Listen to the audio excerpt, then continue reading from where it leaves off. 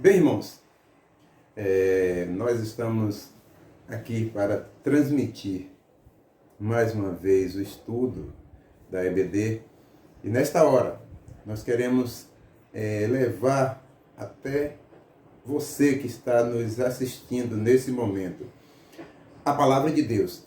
EBD é Escola Bíblica Dominical. Nós fazemos isso todos os domingos, trazendo sempre um estudo diferente, uma palavra de basear na palavra de Deus. O nosso objetivo é conhecer melhor a vontade de Deus para as nossas vidas, porque quando a gente conhece, a gente confia e a gente aceita e faz a vontade de Deus melhor. Então, nosso objetivo é que você que está me ouvindo nesta hora, procure conhecer melhor a palavra de Deus, procure aceitar a vontade de Deus em sua vida, e fazendo assim, você terá uma recompensa grande, que é ter a vida eterna com Ele. O que interessa para a gente em todo momento. Bom, hoje nós vamos basear não num assunto. Nós vamos fazer assim uma curiosidades da Bíblia, algumas curiosidades da Bíblia. Eu coloquei curiosidade, irmão, porque a gente tem algumas coisinhas que a gente passa despercebida. E eu trouxe algumas dessas curiosidades, não que seja, olha, aqui está na Bíblia, mas a gente vai estudando, vai buscando mais informações e chega a essas conclusões. Você tem o direito de discordar, porque esse livre-arbítrio Deus nos dá. Então, você tem todo o direito de discordar, mas pelo menos o seguinte, discorde e busque na Bíblia. Procure estudar, e aí pronto, a gente pode, quem sabe, discutir melhor e chegar a uma conclusão. O meu objetivo agora é provocar, já que algumas dessas curiosidades não tem assim diretamente na Bíblia. Então, eu provocando isso, você vai procurar, vai se aprofundar e você vai ter um conhecimento talvez melhor do que o meu. Vamos lá, o que veremos hoje, irmãos? Imagem e semelhança de Deus. Nós somos feitos imagem e semelhança de Deus. Isso está em Gênesis 1:26. O que é isso? Nós vamos ver. Outra coisa, lá no Salmo 23, versículo 1, diz assim: o Senhor é meu pastor e nada me faltará. O que significa nada me faltará? Tem tanta coisa que falta em minha vida, e o salmista fala assim, nada me faltará. Nós vamos ver também alguma curiosidade sobre isso. Outra coisa, o nosso corpo versus trindade. Tem alguma relação? Vamos ver. O Salmo 121, versículo 1 e versículo 2 diz assim: o meu socorro vem do Senhor. A gente vai se basear nisso. Eleve meus olhos para o monte, de onde me virá o socorro? O meu socorro vem do Senhor. Então a gente vai ver alguma curiosidade quanto a isso aí. E a última curiosidade que a gente vai ver, ou vai discutir, está na Bíblia algumas expressões, como Deus descansou no sétimo dia, Deus se arrependeu de ter feito o homem. E a gente vai prolongar esses poucos minutos que a gente tem, diante dessas, eu coloquei curiosidade. Bom, irmão, vamos lá. Precisamos entender imagem e semelhança de Deus. O que é imagem e semelhança de Deus? Jailson, você é imagem e semelhança de Deus? Sim. E aí? Deus tem o meu corpo? Deus parece comigo? Poxa, Deus aí? Não, se Deus parece comigo, não seria uma boa opção. Deus tem que parecer com uma pessoa bonita, corpão. Não tem nada a ver isso não, irmão. Imagem e semelhança de Deus não está ligado na forma corpórea. Não está diretamente ligado em forma corpórea. Mesmo porque a gente aprende e sabe que Deus é espírito. E importa que os verdadeiros adoradores adorem em espírito e verdade. Isso foi o que ele falou lá para a mulher samaritana. Então Deus é espírito. Deus não tem a forma corpórea de Jailson. Pode apresentar uma forma corpórea? Pode. Ele se apresentou aqui em forma de homem, através de Jesus Cristo. Então ele tem todo o poder para isso. Mas ele não é uma forma corpórea. Deus é espírito. Em Gênesis 1:26 diz assim: nós somos imagem e semelhança de Deus. Vamos ver o que é isso. Bom, irmãos, lá em Isaías 14:14, tem uma expressão que a gente pode ligar. Olha o que eu falei. O que eu estou falando aqui pode não estar diretamente na Bíblia. São os estudos, são as curiosidades que a gente procura. Mas Isaías 14:14 diz assim: subirei acima das mais altas nuvens e serei semelhante ao Altíssimo. Você sabe muito bem que falou isso, né? Você semelhante ao Altíssimo. Por que ele quis ser semelhante ao Altíssimo? Ele não estava contente com o posto dele, com a condição dele. Ele queria ser igual a Deus, nosso inimigo. Lá, quando ele ainda não era o nosso inimigo, quando ele era o Lúcifer. Mas ele queria ser maior, queria ser igual a Deus. Foi o que aconteceu. Ele perdeu a condição dele naquele momento ali, lá onde ele estava. Ele foi separado de Deus, porque Deus não se junta, Deus não tem essa relação do pecado, do erro. Então ele perdeu aquela condição de estar governando lá, mas ele continuou com o mesmo poder, com a mesma condição, separado de Deus. Então, irmãos, aí a partir daí, foi o que Deus fez. Deus formou o homem do pó da terra. Lá a gente vê isso em Adão e Eva. E ali soprou nas narinas e passou a ser fôlego vivente. Imagem e semelhança de Deus. Então, irmão, olha que ele queria ser semelhante a Deus. E nós somos imagem e semelhança de Deus. Tem alguma relação aí.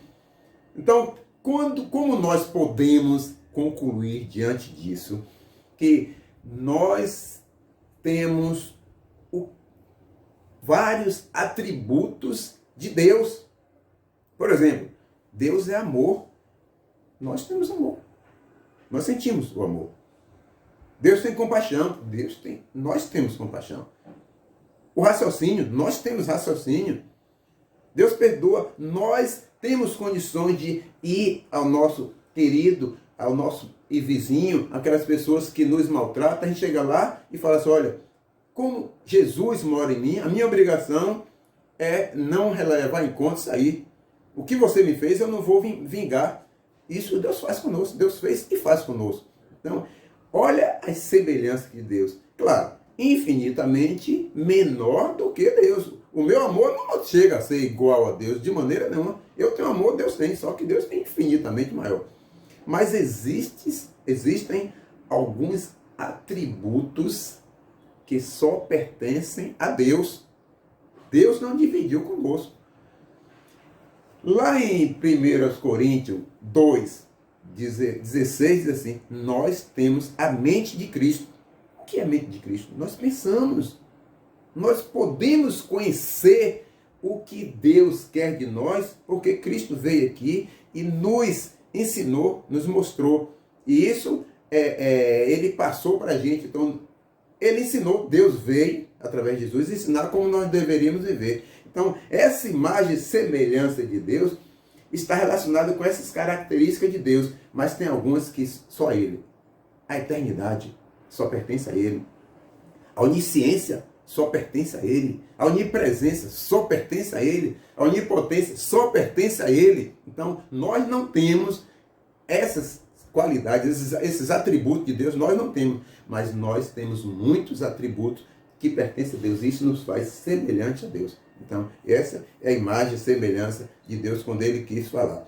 Outra coisa, irmão, outra curiosidade, como a gente viu lá, no Salmo 23, talvez seja o salmo mais conhecido: o Senhor é o meu pastor e nada me faltará. Poxa, nada me faltará. Rapaz, tem tanta gente faltando emprego, tanta gente faltando comida, tem tanta gente faltando saúde, tem tanta gente faltando muitas coisas aí, condições. E o salmista chega e fala assim: Davi, nada me faltará, mas não está ligado, queridos, aos bens materiais. Esse nada aqui, quando o salmista diz isso, quando ele está ligado à condição dele diante de Deus. Eu estou seguro em Deus, e isso é suficiente. Isso aqui para mim basta, nada vai me faltar. Pode faltar emprego, pode faltar saúde, eu estou seguro em Deus, a minha confiança é em Deus. E isso aqui é o salmista dizer, Deus é suficiente para mim, basta. Pronto, eu tenho Deus, basta. O resto vão sendo acrescentados. Não lembra daquela expressão, ainda que a figueira não floresça, nem a vide dê o seu fruto, eu me alegrarei no Senhor. É isso aí, nada me faltará. Tá ligado? É isso aí. Não tá ligado às coisas materiais. Mesmo porque, irmão, essas coisas materiais dependem muito de mim. Não depende mais de Deus, não. Deus já fez o que tinha que ser feito para eu ter essas coisas materiais. Eu tenho sabedoria, eu tenho que cuidar da minha saúde. Eu tenho sabedoria, eu tenho que buscar conhecimento para eu ter um emprego. Então essas coisas tudo tá ligado diretamente a mim, não tá ligado diretamente a Deus. Ah, mas Deus não pode fazer? Pode. Deus tem poder para me dar emprego se eu precisar, se eu buscar. Mas Ele não vai fazer isso porque depende de mim, eu tenho que fazer a minha parte. Então, justamente nada me faltará. É aquela experiência, eu coloquei aqui, que Davi tinha com as ovelhas. Davi era pastor de ovelha. E eles percebia e ele sentia as ovelhas vir para junto dele. Algum perigo, as ovelhas corriam para junto dele. Falou assim, bom, a minha proteção está aqui, ele vai me defender. E é isso. Quando eu estou junto de Deus, nada me faltará. Pronto, eu estou seguro diante de Deus, porque nada vai me faltar. Lá, isso aí eu coloquei relacionada, mais ou menos, lá em Isaías 43, 2, que tem mais ou menos a mesma analogia. Ainda, mesmo se eu passar pelas águas, não me submergirão. Se eu passar pelo fogo, não me queimará, porque tu estás comigo. Então, é essa a condição que o salmista mostrou aqui. A outra curiosidade, irmão, é corpo versus trindade. Por que Deus nos fez corpo como sendo três? O nosso corpo é dividido em três. Me desculpe aqui quem adota a dicotomia. Eu aceito a tricotomia. Tricotomia, corpo, alma e espírito. Quem aceita a dicotomia diz que existe corpo, alma e espírito, é o mesmo. Mas o que acontece? Eu aceito a tricotomia. Por quê? Porque eu vejo assim, ó, Deus tem na sua triunidade, Deus Pai, Deus Filho e Deus Espírito Santo. Nós temos corpo, alma e espírito. Então, tem uma relação aí. Por que Deus nos fez assim? Quando Deus formou a gente do pó da terra, Ele fez um corpo ali. Então, esse corpo é essa parte visível. Essa parte visível é o corpo. A nossa alma, ela tem interação com outras pessoas, com outro ser vivente. A condição de direitos, a planta tem alma, porque ela vive. O animal tem alma, porque vive. Mas o que diferencia do homem? O espírito. O ser humano, além de vida, ele tem o espírito. Que esse espírito é o que me relaciona com Deus. A alma me relaciona com outro ser vivente. O meu espírito relaciona com Deus. Em Gênesis 2,7 diz assim, Deus soprou nas narinas o fôlego de vida e o homem passou a ser alma vivente. Em 1 Coríntios 15, 45, o primeiro homem, está relacionado com Adão, foi feito alma vivente. O último homem é espírito, está relacionado com Jesus. Espírito vivificante. Então, irmãos, essa relação, a triunidade, está relacionada com o nosso corpo, que é corpo, alma e espírito. Eu estou correndo porque o tempo está indo embora já. Então, eu não vou nem me deter muito. Eu só estou chamando a atenção dos irmãos, para os irmãos buscarem isso na Bíblia. Ser curiosos. Os irmãos têm que ter essa curiosidade de, quando estiver lendo a Bíblia, e nas referências, buscar por que isso acontece. Começar a questionar, ou continuar questionando. Por quê? Por que isso acontece? Por que o salmista, o Senhor, meu pastor, e nada me faltará? Alguma coisa tem errado. E nada me faltará. Está relacionado com o que muitos aceitam, ou se muitos pensam. Ah, eu vou ficar tranquilo que não vai me faltar comida, porque Deus está comigo. Pode faltar, e Deus vai continuar com você. O propósito de Deus é mostrar para nós que nós temos essa relação com Ele, essa intimidade com Ele. Isso é o que basta para a gente. Eu estar seguro nas mãos dele. E se vier a faltar comida, eu vou continuar louvando a Deus. Se vier a faltar saúde, eu vou continuar glorificando o nome de Deus. Aí sim, eu entendi o que é nada me faltará se eu agir dessa maneira. Pronto, vamos lá. Próximo.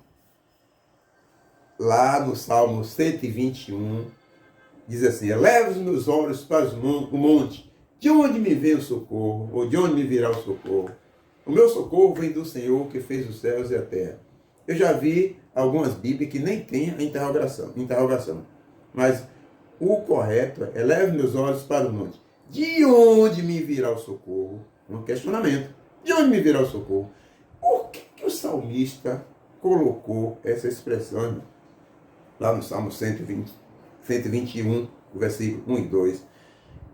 Bom, nós temos nesse salmo, primeiro eu quero explicar que esse salmo é um cântico dos peregrinos, as pessoas que estavam indo para Jerusalém.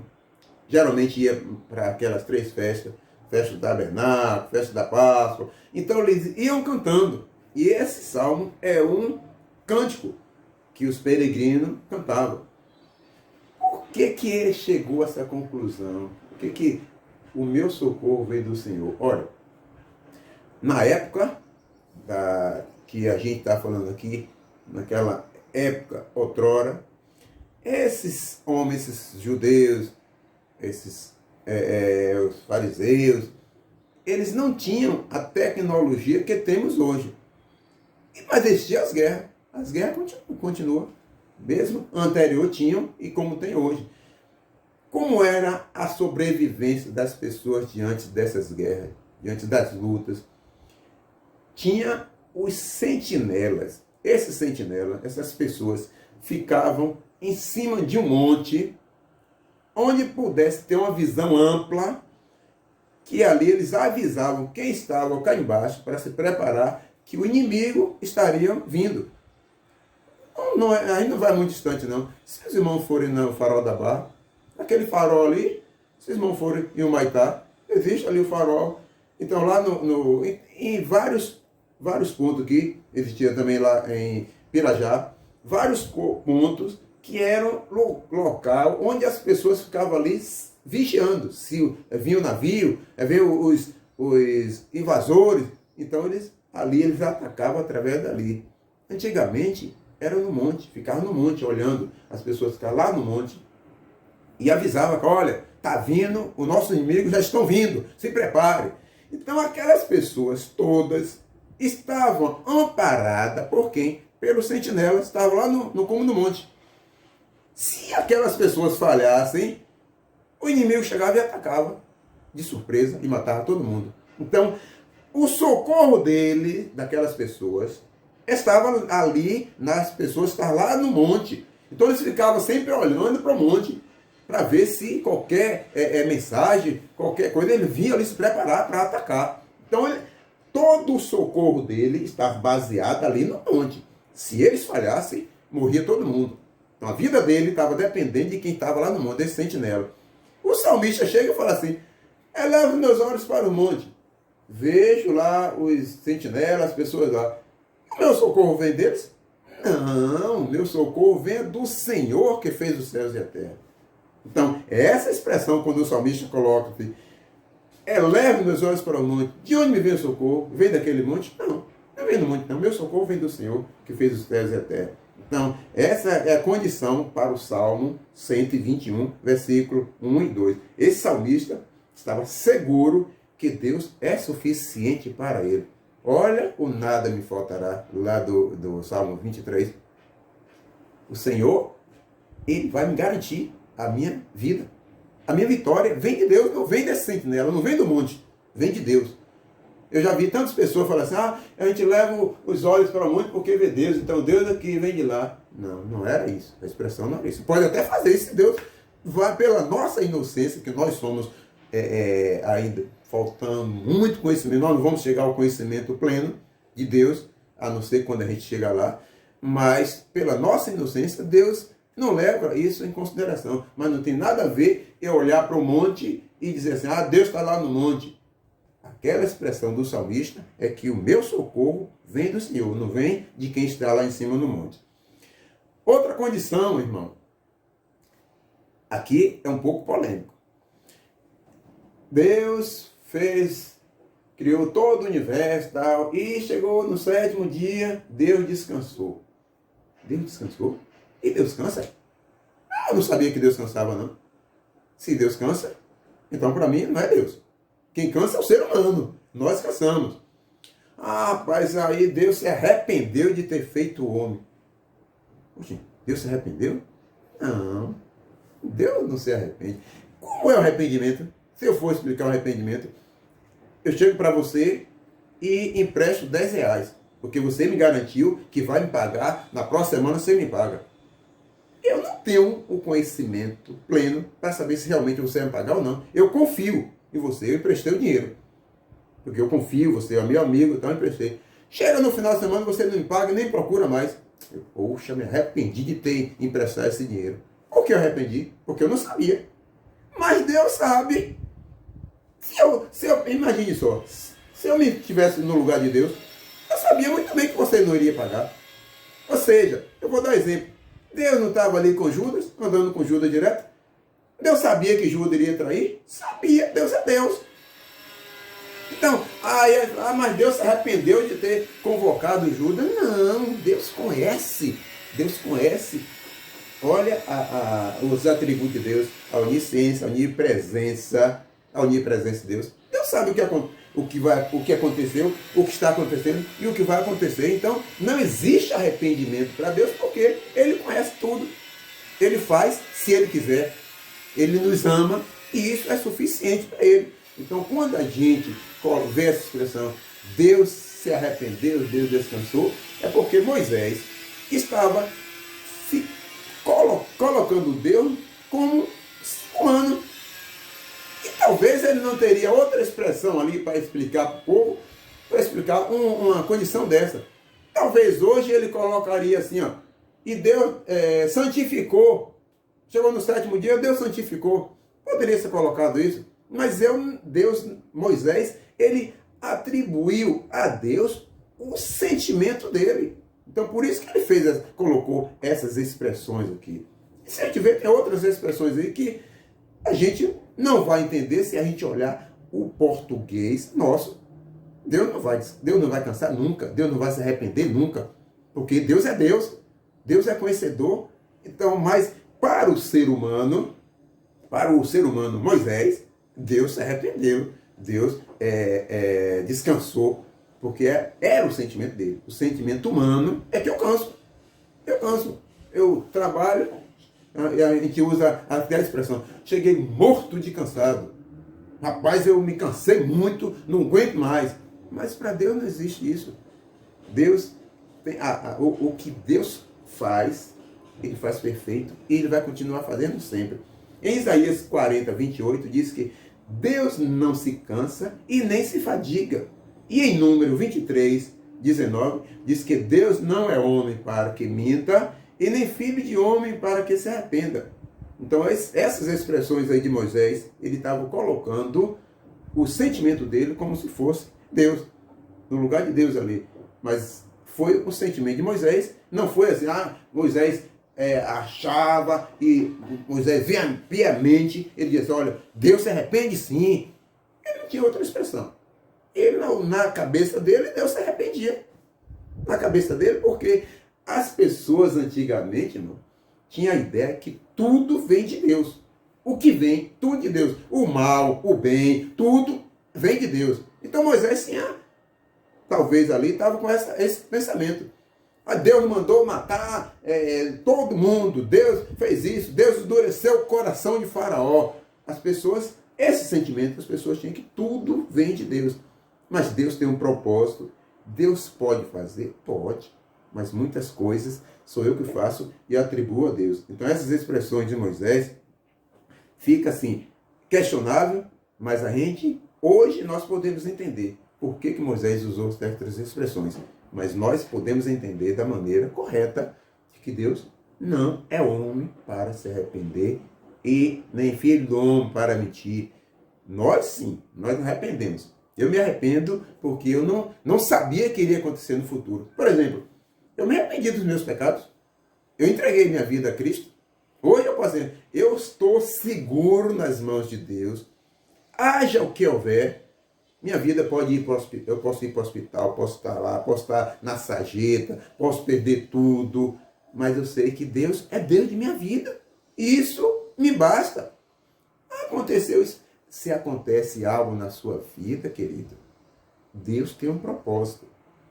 Pode ser somente o propósito de Deus para atingir outras pessoas, por isso que Ele permitiu isso. Pode ser o propósito de Deus para a sua vida ou para a minha vida, que muitas vezes eu estou indo, trilhando um caminho que não é aquilo que Deus quer, e Deus permite certas coisas.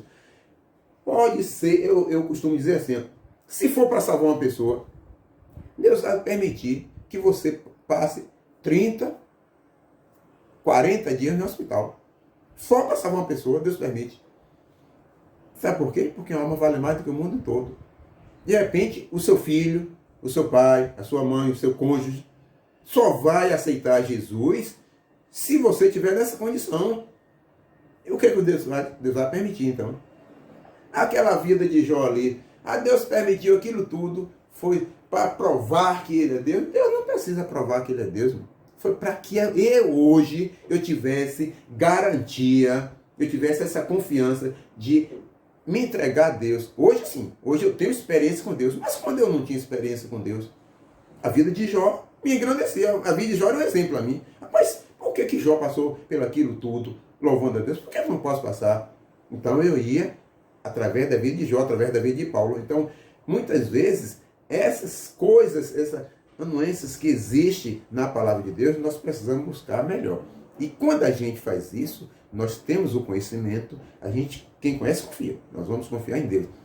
O objetivo desse estudo é provocar algo que talvez você não concorde, mas busque falar, busque em Deus sabedoria, vai na Bíblia, vai na palavra de Deus. E quando você faz isso, Deus vai lhe proporcionar, através do Espírito dele, maior sabedoria, maior conhecimento. Então, que nós possamos estar sempre buscando em Deus maior condição de viver uma vida plena com Ele. E que Deus nos abençoe.